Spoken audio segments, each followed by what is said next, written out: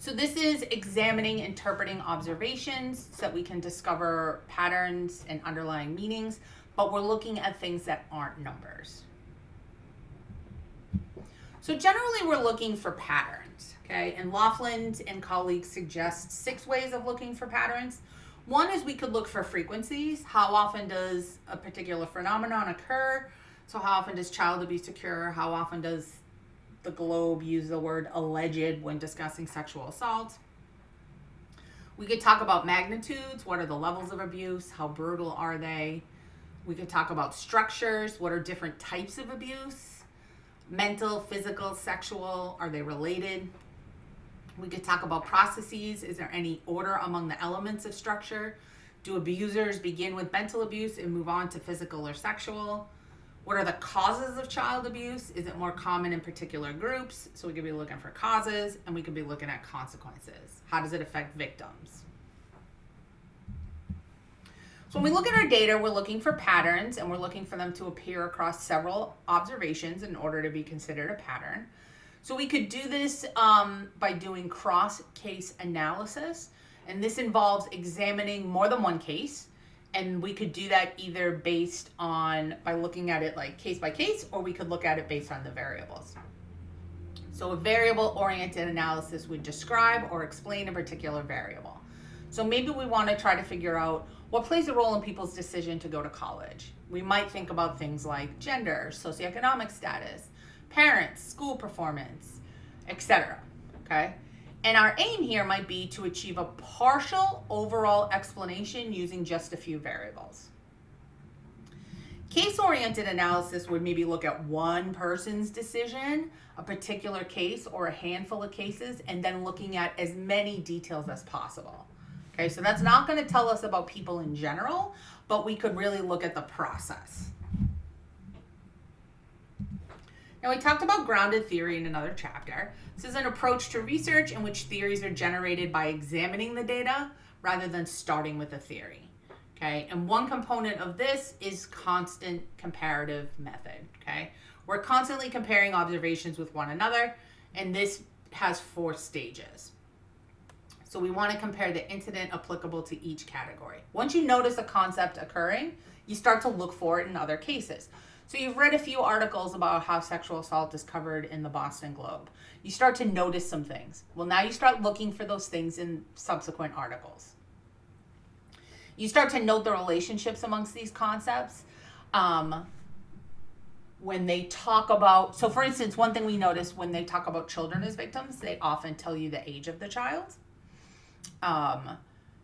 Then we're going to start to, as our relationships become clear, we might ignore some concepts that we originally thought were relevant.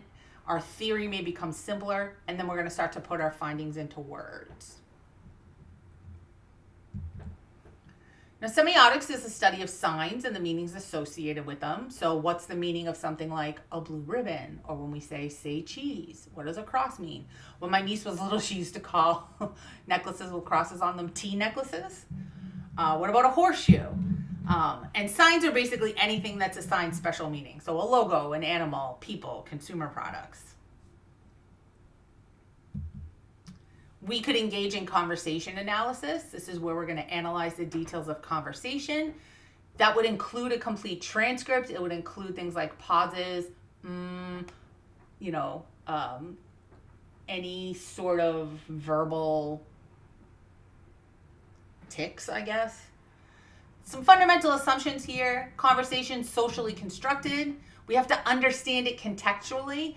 Think about text messages, right? And how easy it is to misinterpret something because we don't have the context there, right? Or if you read someone else's text messages out of context, would you misinterpret them?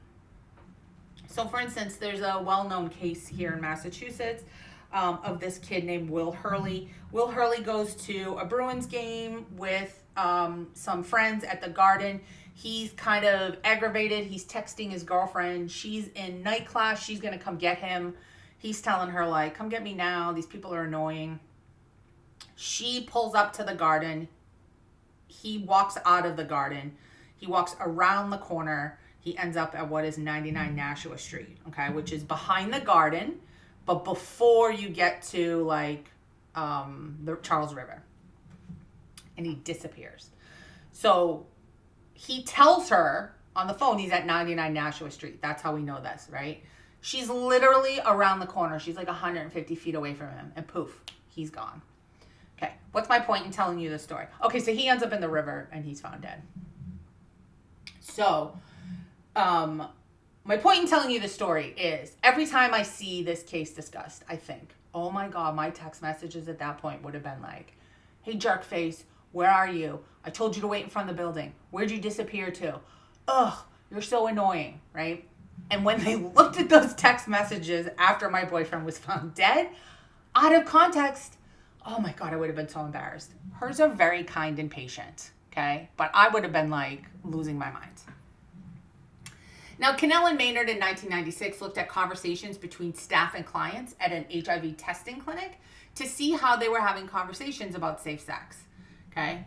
They tended to provide standard information rather than speak to a client's specific circumstances, and they were reluctant to give direct advice about safe sex and tend to focus on information alone. Now, how do we analyze and process qualitative data, okay? We're gonna code it. We're going to classify and categorize individual pieces of data. You might look at adjectives and categorize them based on, are they describing a victim? Are they describing an offender? Okay. We want to think about what we're looking for before we start, and we want to make sure we're using a standard unit of analysis. So that could be sentences, paragraphs, chapters. So we looked at how sexual assault was covered in the news, right? So those were articles. Our unit of analysis was articles. Now we can go at this through open coding, right? Initially, we're just gonna kind of go through, we're gonna break down our data. For me, I go through and I kind of highlight stuff.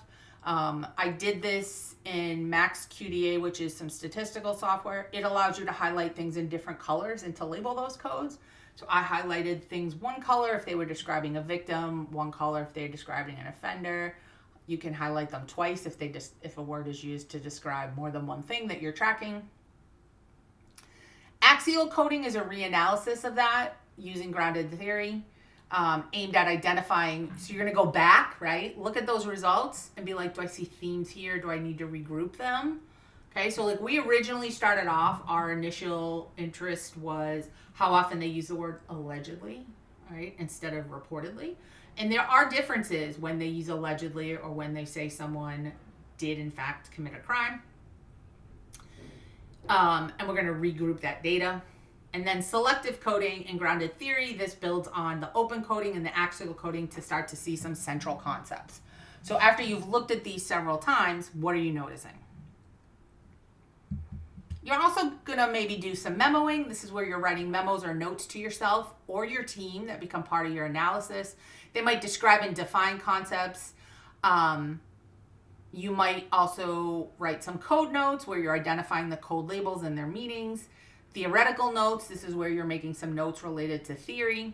And then operational notes, like things we want to think about for future data collection. It's important to write this stuff down and to write down what you're thinking and noticing. And to do this with quantitative data too, because you might spend 3, 4, 5 days in a row working on something. It's fresh in your head. You come back to it a week, a month later, and you will not remember what you were doing. So take notes. You might decide to map your concepts. This is just sort of a visual display of concepts and how they're related. There's lots of programs you can use for qualitative data. I had asked around and asked some people what they thought was the best one to use, and MaxQDA was the answer I got from people. It's pretty inexpensive for students. You have to like upload a copy of your student ID, and then I think it's $60 for 6 months maybe. It's a lot more expensive for non-students. And then we also paid for cloud storage, which allowed us to upload as each one of us was done coding, and then it became available for the other people on the team. And that's another cost. Lots of different ones. I liked MaxQDA. It has AI built into it to analyze things. It'll make a word cloud for you. It's pretty great. Okay, We can also do qualitative analysis of quantitative data, right? So here's some data on FBI homicides, right?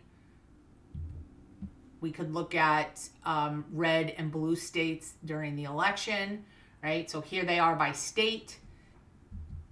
You could adjust it to reflect the population size, right? Because these are the maps we often get shown. We have a map that's even redder than this for this most recent election in 2024, right? It makes it look like, wow, America overwhelmingly voted red. But when you put in population density, America is not overwhelmingly voting red because the blue states are much more heavily populated. It's harder to look at and to assess qualitative research than it is quantitative research, okay? So in terms of validity and reliability, remember, validity, are we measuring what we say we're measuring, okay? A lot of qualitative research, we're measuring abstract concepts. It's a little harder to do. So we have to pay special attention to thinking about how our research subjects see life as well. Reliability is, if I gave someone else the same data, these same measures, would they come up with the same results? That's a little harder to do with qualitative research. Here's some questions to think about. How credible are the findings, right? How has the knowledge or understanding been extended? Does it address its original aims? How clear is the basis of how it's evaluating? How good is the research design? How good is the sample? How did they carry out the data collection? What are the contexts of their data sources? What kind of assumptions did they make? Lots of questions to think about here. And then finally, in terms of ethics, right, we have an added challenge here. Because this is not numbers that we're just sort of plugging into a computer and letting the math do the math, we have to make sure we're not interpreting things according to our bias, okay? So I think, as most of you know, I've done quite a bit of research with sexual assault. That's my main area of interest. It's something I'm very passionate about. I worked with sexual assault survivors for a very long time. And so it's important when looking at something that's more qualitative to make sure I'm not interpreting things according to my beliefs about sexual assault, okay? A couple ways we can do this. Part of this is peer review. So when you're writing up your research, you're presenting it to someone else. At a conference, someone might ask you questions, but if you send it off to be published, other experts in your field are going to look at it, and they're going to look at it critically, okay? You can also run it by some peers, right? Work with someone else on the project.